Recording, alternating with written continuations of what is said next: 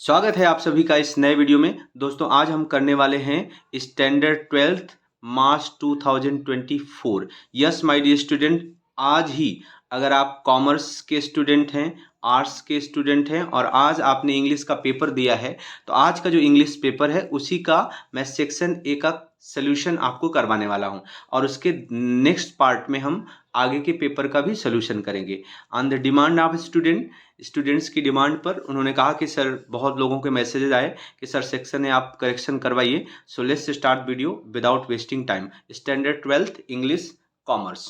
Okay, right whether the following sentence are true false, यानी पहले section का पहला ही सवाल है ट्रू फॉल्स बताना है। Look at the first question. A good example of the interaction between mind and body is examiners। देखने में सेंटेंस बिल्कुल सही लग रहा है, ट्रू लगाने का मन करता है, लेकिन लुक एट द सेंटेंस। यहाँ पे बच्चे क्या लिखा है? बॉडी। यहाँ बुक में जो बात थी वो था इमोशंस।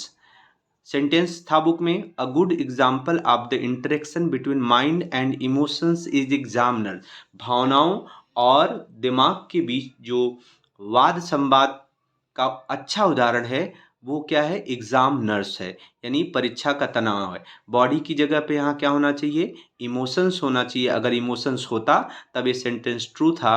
अभी ये सेंटेंस क्या है बच्चों? फॉल्स है। ये सेंटेंस आपका क्या है? फॉल्स है। Strike against all ordinances and laws and institutions that continue the slaughter of peace and the cruelty of war। Helen Kellen वाले चैप्टर का है कि सभी नियमों, कानूनों, संस्थाओं के खिलाफ हमें हड़ताल करनी है जो पीस के लिए, शांति के लिए स्लाटर, वधस्थल बनी है और युद्ध की निर्दयता है। तो ये सेंटेंस बिल्कुल ट्रू है। पूरी तरह से ये सेंटेंस क्या है? अकॉर्डिंग टू बुक क्या है? सही है, ट्रू है। Tact is essential for maintaining human relationship in working order, यानी मानवीय संबंधों को सही ढंग से चलाते रहने के लिए हेडेक क्या है? एसेंशियल है, जरूरी है। ये भी सेंटेंस आपका बच्चों क्या है? ट्रू है, बिल्कुल सही है। See the next sentence. The function of education then is to help you from the teen age not to imitate anybody but to be yourself all the time। Education का जो फंक्शन है teenage से ही आपको किसी की नकल न करना सिखाता है, बल्कि आप जो हो वह स्वयं बने रहो। तो बच्चों लुक एट द सेंटेंस। यहाँ क्या लिखा है? टीनेज। टीनेज नहीं होगा यहाँ पर अगर चाइल्डहुड होता। ये बुक में क्या था? चाइल्डहुड, यानी बचपन से ही आपको जो एजुकेशन का फंक्शन है वो क्या है? किसी की नकल न करना सिखाता है, बल्कि आप जो हो वो बने रहना सिखाता है। इसलिए सेंटेंस बच्चों क्या है? फॉल्स है। मीनिंग 1 to 4 में फर्स्ट वाला फॉल्स है, लास्ट वाला फॉल्स है और सेकंड के दो सेकंड और थर्ड क्या है? ट्रू है। आई होप आप अच्छे से समझ रहे होंगे। फॉरबिडेन, फॉरबिडेन का मतलब होता है किसी चीज पर रोक लगना, मनाही होना। और यहाँ पर क्या लिखा है? नॉट अलाउड, अनुमति नहीं है। वेल नोन, प्रसिद्ध। फॉरगिविंग, क्षमा करना। नोटोरियस, बदनाम, कुख्यात। तो रोक लगा होगा तो वो अलाउड नहीं होगा। तो राइट आंसर क्या है बच्चों? Not allowed. फिर है सॉसर। सॉसर जस्ट लाइक अ फुटबॉल गेम। आप सब भी जानते हैं कि सॉसर क्या है? एक गेम है, फुटबॉल की तरह का गेम है। तो वॉलीबॉल नहीं है, हॉकी नहीं है, चेस नहीं है। राइट आंसर क्या है? फुटबॉल है। बैरियर, बैरियर का मतलब होता है अवरोध। बैरियर का मतलब क्या होता है? अवरोध, मार्ग में अवरोध आना। तो इसका सही मीनिंग क्या है? हर्डल। हर्डल का भी मतलब क्या है? अवरोध। क्योंकि हाइड माने छिपना है, डोमिनेट माने प्रभावी, सफोकेट मतलब दम घुटना। तो इसलिए राइट आंसर आपको यहाँ पे मैंने बता दिया। आगे बढ़ते हैं। यहाँ फंक्शन पहचानना है। Alternative choice, showing contrast, expressing manner, doer, not important.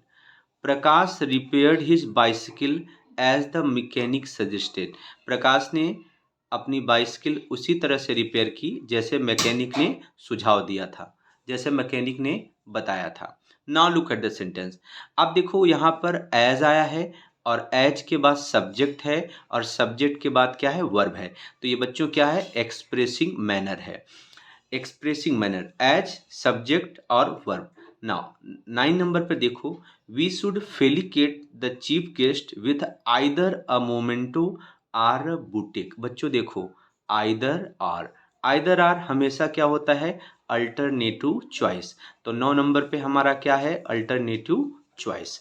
Now अब हम बढ़ते हैं आगे वाले पेज को टर्न करते हैं, लास्ट वाला। However intelligent Shreya is, she does not get good marks in English. यद्यप श्रेया क्या है, इंटेलिजेंट है, लेकिन वो एग्जाम में अच्छे नंबर नहीं ला पाई। तो ये यहाँ पे बच्चों क्या है, कंट्रास्ट है। क्या है, कंट्रास्ट है। कंफर्म, यानी 10 नंबर का जो हमारा क्वेश्चन है, यानी 10 नंबर का सेंटेंस क्या है, शोइंग कंट्रास्ट है। Clear, okay, let's move ahead, आगे बढ़ते हैं। आज आते हैं हम लोग सेलेक्ट द एप्रोप्रिएट रिस्पॉन्स। अब यहाँ पर देखो, प्रिंसिपल और पीटी टीचर के बीच में बात हुई। प्रिंसिपल ने कहा how does Mayur play in our cricket team, हमारी क्रिकेट टीम में कैसे खेलता है। सोइंग सपोजिशन, सोइंग सपोजिशन में हमेशा आना चाहिए एज इफ, उसके बाद सब्जेक्ट और verb. Look at the second sentence, he plays as if he were Sachin Tendulkar, वो ऐसे खेलता है मानो कि वो सचिन तेंदुलकर है। तो ऑप्शन नंबर बी राइट है।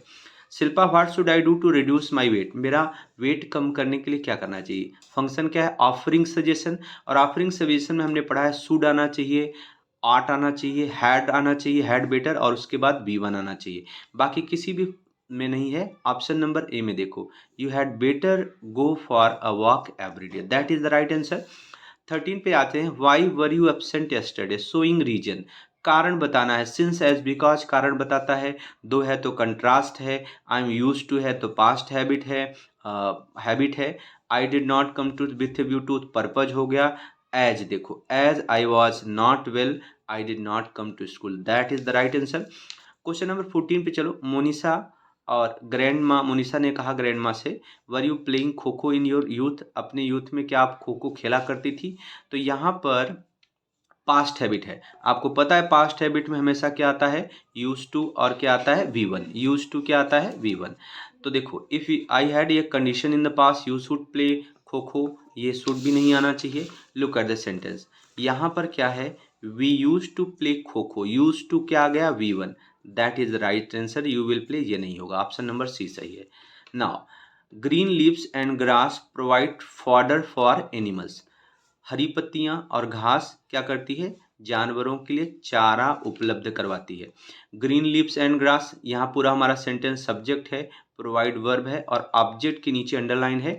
और ऑब्जेक्ट क्या है, निर्जीव है, नॉन लिविंग है, ये ह्यूमन बीइंग नहीं है। तो व्हाट से सेंटेंस बनना चाहिए, तो व्हाट से ओनली वन सेंटेंस है, what do green leaves and grass provide for animals, right answer.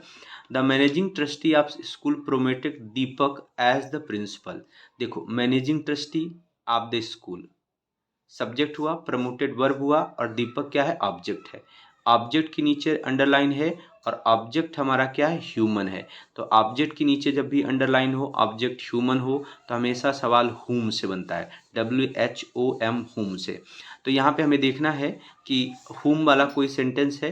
देखो, ये हु है, वाई है, हाउ है, option number D is the right. Whom the managing trustee of the school promote as the principal, right. See the 17, Reena went to Canada to meet her sister. अब to meet her sister, अपने बहन से मिलने गई। क्यों गई, बहन से मिलने गई। जब भी सेंटेंस में पर्पज होगा या रीजन होगा, रीजन हो या पर्पज हो, तो हमेशा सेंटेंस बनता है बच्चों वाई से। किससे बनता है, वाई से। देखो कौन सा sentence, yes, option number B is the right. Why did Reena go to Canada, that is the right answer. Now Arvind likes to listen Arijit Singh song, Arvind Arijit Singh के गीतों को सुनना पसंद करता है। मोहन्स, रोहन्स, ऐसा का के की वाला एपिस्ट्रॉफी यस आएगा, तो हमेशा ह्यूमन बीइंग रहेगा तो हुज, और नॉन लिविंग रहेगा, एनिमल के रहेगा तो व्हिच से बनेगा। तो हुज वाला कोई सेंटेंस है, दो दो सेंटेंस है। अब हमें सही कौन सा है वो देखना है। Whose songs does Arvind like, देखो यहाँ लाइक्स वर्ब की क्या है, फर्स्ट फॉर्म है, यस ऐड है, यानी प्रेजेंट इंडिफिनिट में है, तो हेल्पिंग वर्ब यहाँ पे क्या आनी चाहिए, डज। ये राइट आंसर है ऑप्शन ए। इसमें डिड आ गया इसलिए क्या है, रॉन्ग है, बाकी तो कोई होगा नहीं। यस माय डियर स्टूडेंट, इस तरह से हमने सेक्शन ए पूरी तरह से कंप्लीट कर लिया और आपने देख लिया। और दोस्तों, अगर आप चाहते हो कि सेक्शन बी, बाकी के सेक्शंस का भी सोल्यूशन मैं प्रोवाइड करूं, तो कमेंट बॉक्स में ज़रूर लिखें। और पूरी तरह से ऑथेंटिक हैं सारे आंसर, आप मैच कर सकते हो। Thank you so much for watching the video till then, bye bye, see you in the next lecture.